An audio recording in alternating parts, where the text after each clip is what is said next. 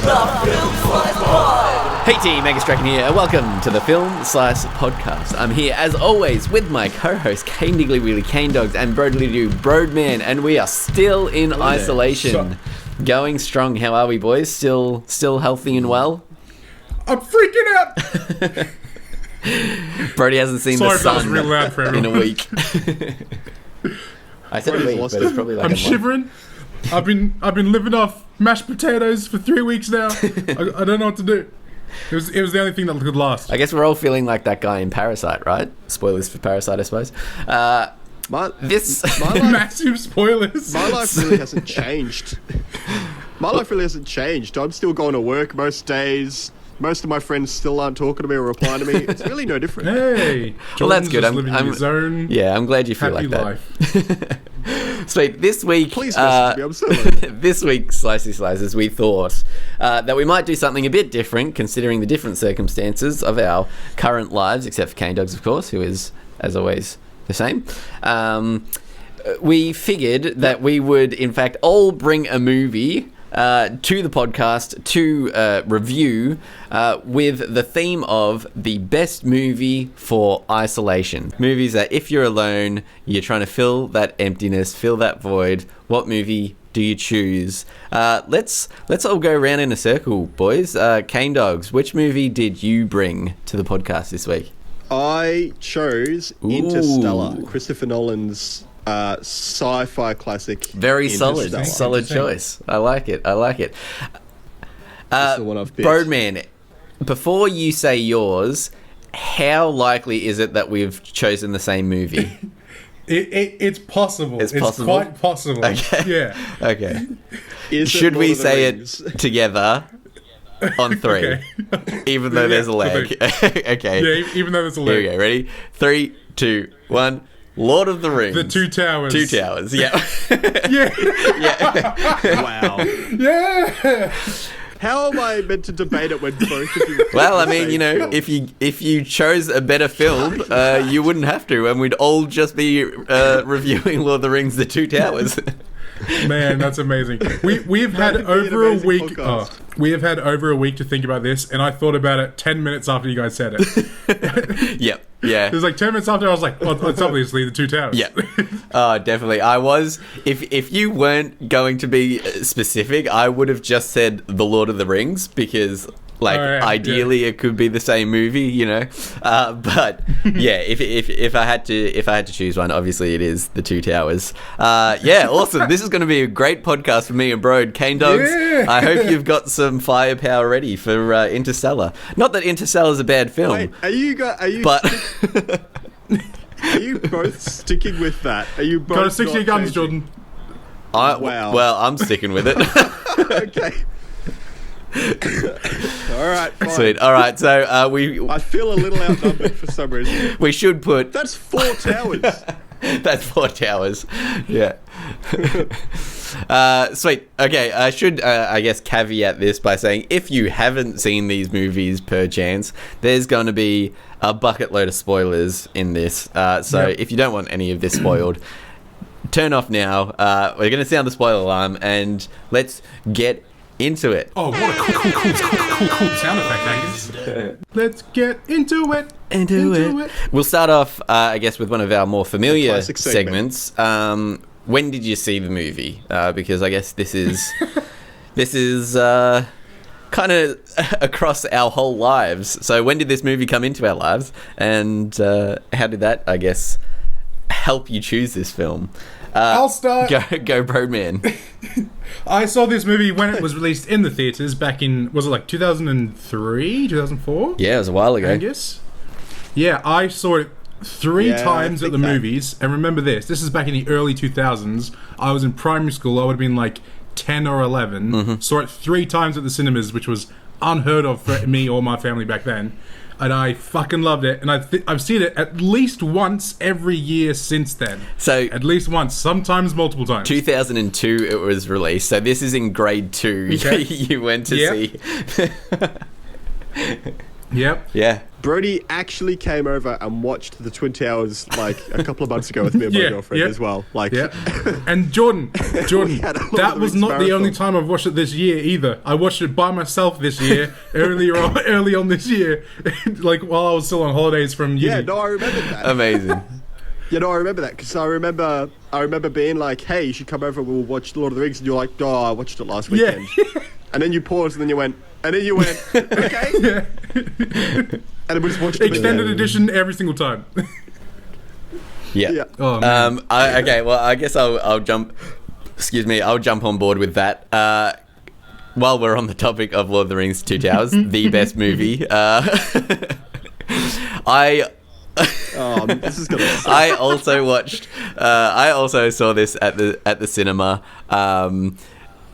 My family absolutely fell in love with the first movie as well. That was awesome. Been watching it at home on a very regular basis. Of course, it's the extended edition with the 2 extra discs of special features that are there for you as well. Because, man, there's nothing that'll get your filmmaker's heart going than watching all of that content. So yes, I also saw it in 2002 and have most likely watched it at least once per year since then. It's a solid staple. Cane Dogs, Interstellar. When did you see it? Yeah. All right. I think the movie came in 2010. No, it would have been after that. Maybe 2013. Not entirely sure exactly when it was released, but I was introduced to it by my brother, who saw it at the cinemas and then went, "Jordan, you have to watch this." And we watched it together, and it was probably the first time I feel like me and my brother shared an emotional experience of any kind. When you were 19? There was when the you were time- 19? There was the time I accidentally hit him with a stick when I was like 7, and then there was Interstellar. So, close, but 2 very different emotions. that movie was such an incredible film for me because it's a sci-fi movie, but it actually goes into the physics of sort of intergalactic travel in a way that I hadn't ever seen a sci-fi movie do before, and it takes into account how time would be affected. It takes into account the sacrifices that you would actually have to make if you wanted to even consider it, and the amount of time it'd take to even create something that was capable of it. And it also talks about, in a lot of sci-fi films, it's always suggested, like, this is what happened to the Earth. But this is, and then it's like, flash forward, like 100 years, and everyone's cool with space travel, and it's all on intergalactic planets. Whereas this is more of a story about, like, all right, well, how do we get from the planets falling apart to setting up these planets? And it was just such an eye-opening film for me that made me kind of look at other sci-fi films with a bit of disappointment. Yeah. Because it just made me think about how much more interesting other sci-fi films would be if they put this kind of intellect and thought behind those concepts. And since then, I hadn't watched it since. Wow. So this is a one-time watch, but it's a So me and Angus are like at least 20 plus viewings each. Jordan 2. Yeah. And this... Oh no! I watched it. I watched it a couple of days ago, showing Elise, and she felt the same way I did. In that it then makes you look at other sci-fi films differently, and it then makes you go on search for sci-fi films that are this well crafted. But I'll get into why I've picked it specifically, because I'm not arguing that this is the best movie ever made. I'm arguing that For this is the best isolation, movie yeah. for Yeah. isolation. Yeah, definitely. Cane Dogs, I was going to guess that you would have chosen a Christopher Nolan film. You are a bit of a Christopher Nolan fanatic. Look, it was nearly. I was going to Dark say It was close so to the Dark very Knight. close What to the Dark what Knight. made you choose Interstellar over the Dark Knight? Oh, good question. So, I guess the main reason, I don't want to give away too much because you have told us that we have to give rebuttals, so now I have to fucking rebuttal both of you. So I don't want to give away too much of my argument here. But I guess the main reason I picked Interstellar over Batman the Dark Knight is because I know most people have already seen The Dark Knight. Okay. Fair enough. Okay, By the way, I'm so looking forward to rebutting the Two Towers. Yeah, yeah, true. Yeah, you get to So rebuttal yeah, each so other. little peek behind the curtains. Before we started the podcast, we were kind of figuring out how the structure of this podcast would work, because obviously it's not kind of like our ordinary podcast. So we thought a good idea would be to all go around and do our positives like we always do, and then with the negatives, we could pick apart each other's films as to why they're not the best film, and in fact yours is. So me and Brode are Mine will be going to be attacking each other's films whilst bolstering our own films, which is of course the same film. Yeah, cool.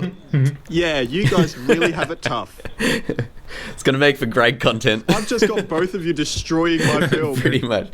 I have to admit, I have also only seen Interstellar once, and I do think that it is one of those movies where you should 100% see, but it is like it's pretty taxing. Like it's a beautiful film, and it's an amazing film.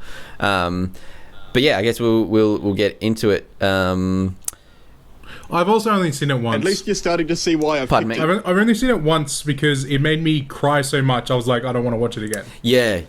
It's a very Exactly. very emotional roller coaster, and yeah, gorgeous film, definitely. Great picks all around. Let's all go. Let's all go into our positives. Well, I'll actually start it off if I can, Brode. Sure thing. You'll be able to say it a lot better than I can anyway. So we have in fact already talked about the fact that this movie is so rewatchable. I am in fact halfway through it. So on the extended edition, obviously the movie is. Whilst recording this. I'm watching it as we speak. Just on another screen, half a headphone in, just listening to the Two So Towers. the reason I picked this, specifically the extended edition, because the extended edition is on 2 discs for this movie, and obviously if you've got the Two Towers extended edition, you're more than likely going to have the Fellowship, and you're going to have the Return of the King, all on extended edition in a nice little box set, and so you've obviously got the whole story there, or you know the friends who own them. And so with isolation, one of the biggest things that you have to deal with is kind of a long period of time. This isn't a movie that you just have to watch over one day. I've spanned the trilogy over kind of a few weeks, basically. You can watch one half of the movie and you're ready to watch the next half whenever you want. So this movie kind of spans over a long period of time, so it takes up quite a lot of time. And the filmmaking in this is awesome. It's got an amazing mixture of practical effects and visual digital effects.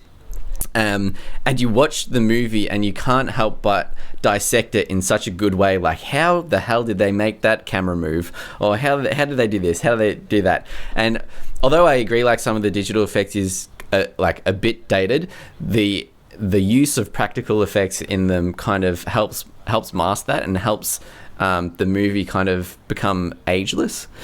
And of course, the other point that I wanted to make is that you've also got all of the extended, all of the special features in the whole trilogy at your beck and call as well. So if you need some more time, then you can go ahead and watch It feels a lot like you're like, my film's great, but the reason is also because you watch the other two. Seems a lot like you've tried to sneak 2 other films into this argument. That's like maybe I am. You could watch Interstellar, and also if you own that, you could probably watch the whole Batman trilogy, and then Terminator 2. You know, like if you've got Interstellar, you've probably got those other films. You can watch them all. But I do want to have just a special shout out to the special features, because I've also watched the special features so many times, and that set of special features was one of the main reasons why I wanted to become a filmmaker. It was the most inspiring thing to see just how in-depth movie making was as a whole, and seeing how the Two Towers was crafted. And, you know, the rest of the trilogy was crafted. That was the whole reason I wanted to become a filmmaker. So it's super inspiring in times of isolation where you're feeling a bit down, and it's an awesome movie that kind of gets you to escape for a bit in this fantasy world. Broadman, what do you got? I got the Two Towers. Okay. What's that about? So, it's this little indie production. I own 1 and 3. Okay, so, Two Towers. Super fucking long, right? Yeah. Okay, now that might sound like a bad thing, but in isolation, we've all got so much fucking time on our hands that it is perfect. It's like putting a square peg into a pretty square hole. You know, it's not perfect. Everyone would like to have their normal lives back. I feel weird. But a fucking 4-hour-long movie, that's perfect. Lord of the Rings is like a lot of people might not know. A lot of people probably do know. Lord of the Rings came out. It's like very, very early 1900s, and it has echoed through, not the movies, like the books, obviously. And it is echoed. I was like, what? Came out in the 1900s, and it the stories have basically echoed through all of fantasy ever since. So no matter what you can think of, if it's like in the fantasy genre, it's probably taking a lot of stuff from the Lord of the Rings. Yes. And that has like seeped into the movies that Peter Jackson made, because they're so fucking awesome. And they've done things that are so great that so many other films just always just messed up ever since, and I have no idea why, even if they try to do something similar. These movies are amazing, and the second one in particular has a few of the best parts in it. One of them is we get to meet Eowyn, who is one of my favorite characters in all of the 3 films, and we get Theoden King, who's another one of my favorite characters. I fucking love him. Yep. And we get Helm's Deep, which is an incredibly well crafted One of my favorite siege characters. And an amazing scene in any of the 3 films, or in any films. Yeah. It's just such a joy to watch. And so like you put all those things together, it's like everyone has like so much fucking time on their hands, and it's like we want to be whisked away to another world so you can forget the world that we're currently in, which is kind of boring and shit. And these amazing characters which I love, and are some of my favorite characters in any film. And it is just a perfect film and can't be beaten by anything that Christopher Nolan does. Amazing, yeah, I totally agree. Yeah, I do think that Helm's Deep, while we're on the topic, is probably one of the best battle scenes I think I've ever seen. In a film. I love that scene from The King that we reviewed last year. Yeah. I absolutely love that fight, the fight in that. Yeah. The fight, Helm's Deep, absolutely excellent. Definitely. There's like some Game of Thrones battle scenes are up there, but Helm's Deep is just so damn good. Yeah, and it's the kind of the first of that kind of that list that you've got there, like, and it's just kind of become so ageless. Cane Dogs, Interstellar. Why is it the best? Interstellar. Okay, so the reason I'm picking Interstellar is for reasons that you both mentioned. And that is that it is an incredible film that is so emotionally taxing that it's the sort of film where even if you kind of feel like watching it, you're like a little bit like, no, I don't want to watch it tonight. I've got work tomorrow. Like, it's not, I don't have time to deal with not only the 2-hour and 45-minute like time on the film, but the sort of, you need to sort of boost yourself up to watch it. But then you need this weird time where you sort of have to get yourself out of that emotional state that it puts you in. And because of that, it's that film that you watch and you're like, this is amazing. And anyone you tell to watch it simply doesn't have time to watch it, or they've seen it and they don't have time to watch it again and deal with the emotional aftermath. And I think this is the perfect time to revisit a film like that, where you're like, I need to put aside like a day where I can watch this movie and then think about it afterwards. And it's not a movie you watch all the time. The reason I like this movie is I only watched it once, and since then it's been on my rewatch list just for the right time. And this is the perfect time. This is the perfect time to look at that list of films that either your friend has recommended you to watch, or you watched once and said, I need to rewatch that one day. This is that time. This is the time to do that. It's not the time to watch, to binge watch that series you've already binge watched 1,000 times. This is the time to watch something that you know you wouldn't watch unless you were given this opportunity. And not only that, the film itself is magical, and it starts so bleak, and it starts at the moment, if you watch it, you relate to it in a way that I didn't before, because it starts where there's nothing happening. No one has anything to do. No one has anywhere to go, and it's boring. And then it goes from there to become this sort of like this journey into this crazy sci-fi spectacle. And if you start in a position where you relate to those characters, then you're already emotionally invested when that movie takes off. And I found that it hit me really hard this time around, just as it did the first time around. And yeah, as I said the first time, like the way it deals with time, I'm trying to talk about this film without giving too much away, because I'm hoping that as I'm talking about it, and as I've said, this is the type of film where either you've been recommended it and you haven't had time to watch it, or you haven't watched it in a long time. I don't want to tell you everything that happens in it again, but all that needs to be said about the film is just that it makes you think about things that aren't... It's not that they're scary, but they're just concepts that you don't often give yourself time to think about too much. And this is the time where you can expend that kind of emotional energy.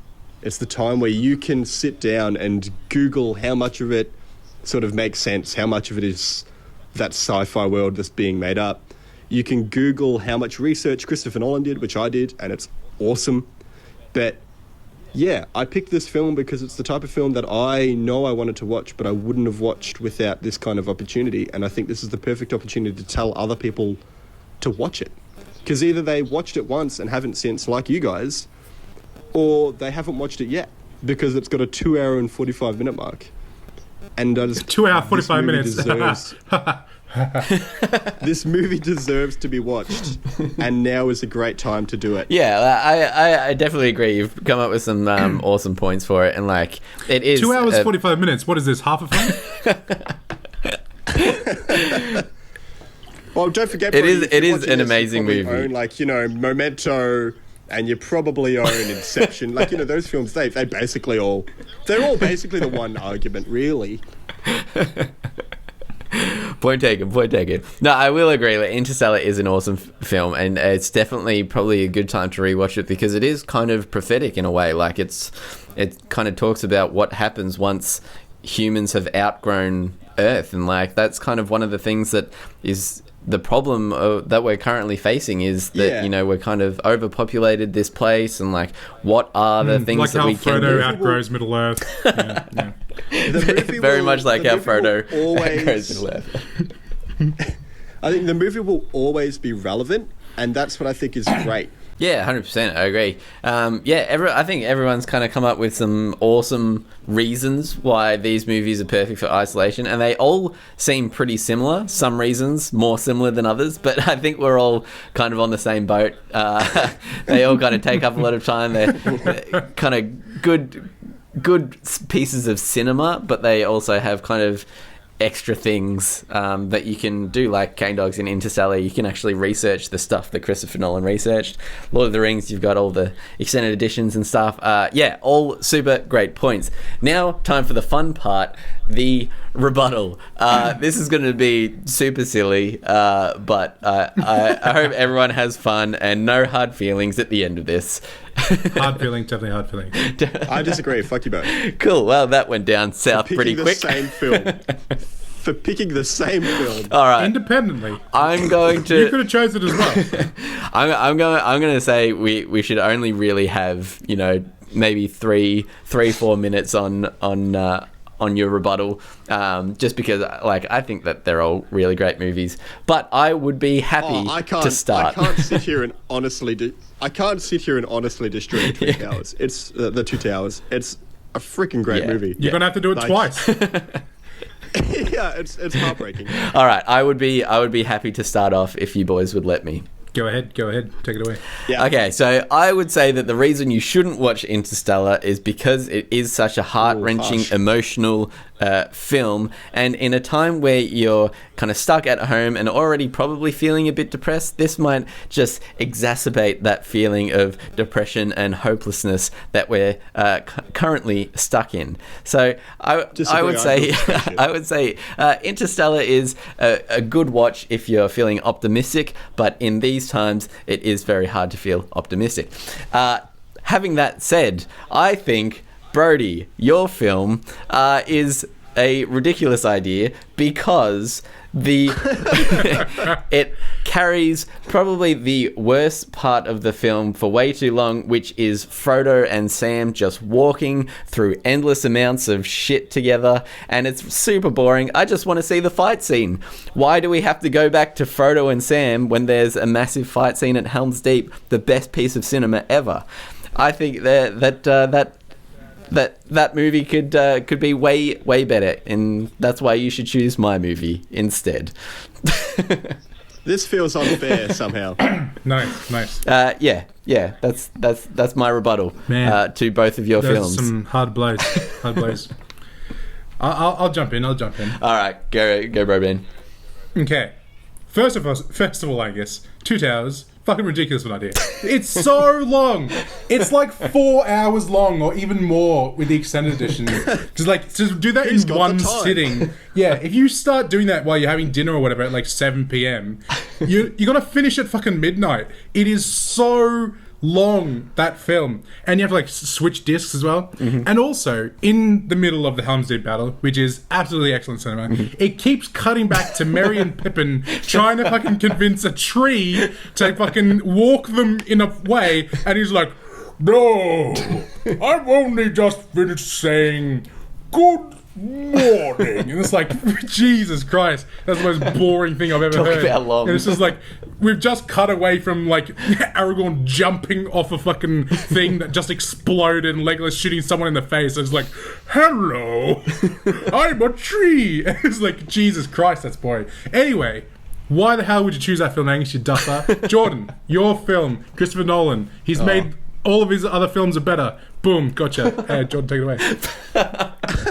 No, I'll get into it. Interstellar is fucking sick. I get that point. But me and my family are huge sci-fi nerds. Okay, me, my dad, and my brother are huge sci-fi nerds. We my dad's loved sci-fi. He was been reading sci-fi since he was a kid. He started writing his own science fiction book when he was younger. He fucking loves it. And so that's kind of gone on to me and my brother absolutely loving it. So I grew up watching every kind of sci-fi you can imagine. Fucking love Stargate. Fucking love Farscape. All of these crazy, absolutely insane science fiction stories which deal with a lot of stuff like time travel and moving through time and space by going through wormholes. That was Farscape in 1994, and I fucking love those things. And then we got Interstellar, which does all those things in an absolutely visually impressive way. But the biggest take from Interstellar for me was the fucking heartbreaking story of the father and the daughter. And right now, I do not want to be getting into that shit. I don't want to be sitting at my computer fucking sobbing my eyes out. I want to be watching fucking The Office. I want to be watching something that brings a massive smile to my face. I want to be watching stuff where it's people fighting against the man and being fuck yeah, and they're prevailing. Disagree. And it's Interstellar. Down. Hey, you can't cut in on me, bitch. I'm still talking. Yeah, fuck you. Dark Knight, should have chosen The Dark Knight. I've literally got The Dark Knight Rises sitting on my table because I watched it 2 days ago. It's a fucking excellent film, and you picked Interstellar, you duffer. You duffer.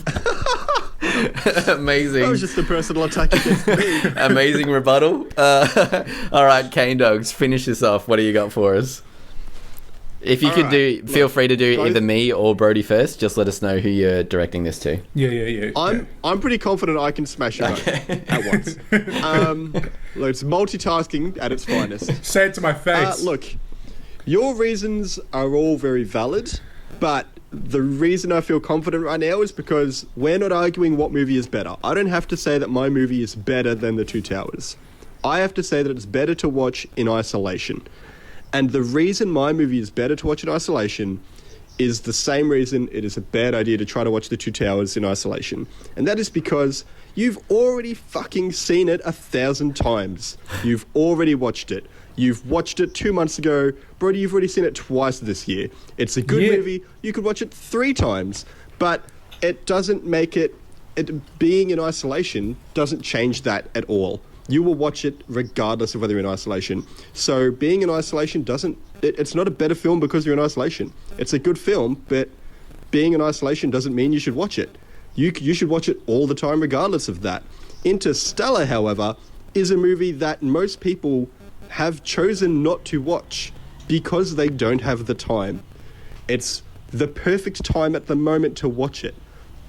I will love to watch The Two Towers. I watched it at the beginning of the year. I'll probably watch it next year. And I'll probably watch it every year after that, the same as you guys will.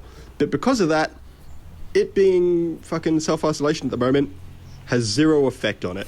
But I watched Interstellar at the moment because I knew that it was going to be taxing, and I knew that I had the time. I knew that I had the time to go through those emotions.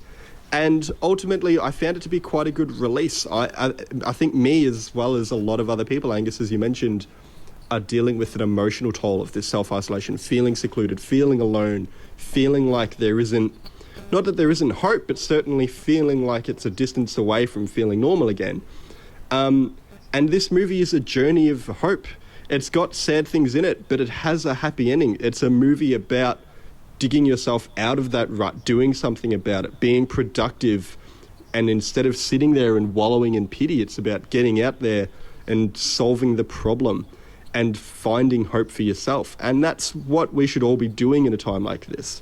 And that, I think, is why this movie is a much better film suited for this current climate than The Two Towers. Amazing. Interesting. Well played, everyone. I feel like as the Film Slice crew, we should take a vote.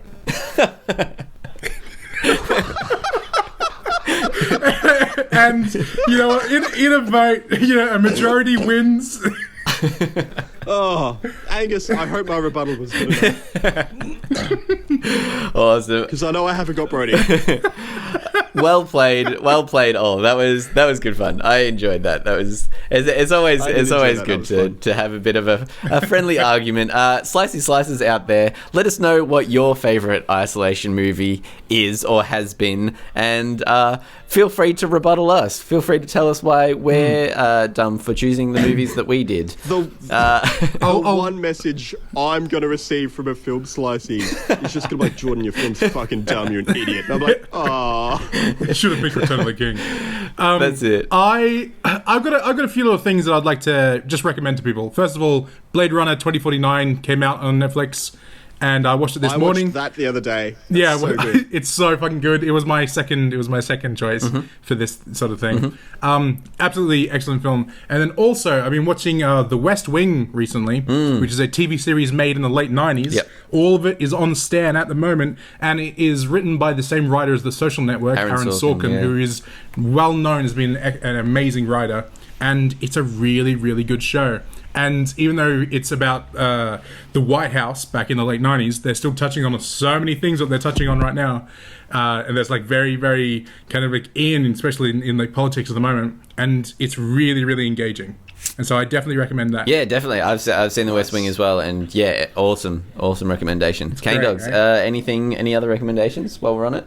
I asked my dad if he could pick a film for isolation, what would it be? And Dad's pick was The Last Samurai. Yep. Which was on my list of things to recommend. And I've recommended that a few times in this podcast before, but I can't recommend it enough. As we were talking about with The Two Towers, those big battle scenes that are just so rare to be done well in movies today. The Last Samurai, for me, is easily one of the best because it's all practical. So good. And it's still a large-scale army, all with such intricate, detailed outfits, and with such incredible and beautiful sort of camera shots. Just the battle alone to watch that film. But it's one of those films where I genuinely think Tom Cruise is likable, But yeah, that was Dad's pick, and it's Well played. It's a good pick. Well played, Poda. Well, good job, Peter. Good stuff, Poda. Awesome. Yeah, let's open it up to the Slicey Slices. What do you think is your favorite isolation movie? Let us know on at Film Slice Pod on Instagram and the Film Slice Podcast on Facebook. Send Cane Dogs a message if you can. Other than that, we'll see you next week for another fun isolation Film Slice podcast. Thank you. Stay safe. Bye. Bye. And my axe.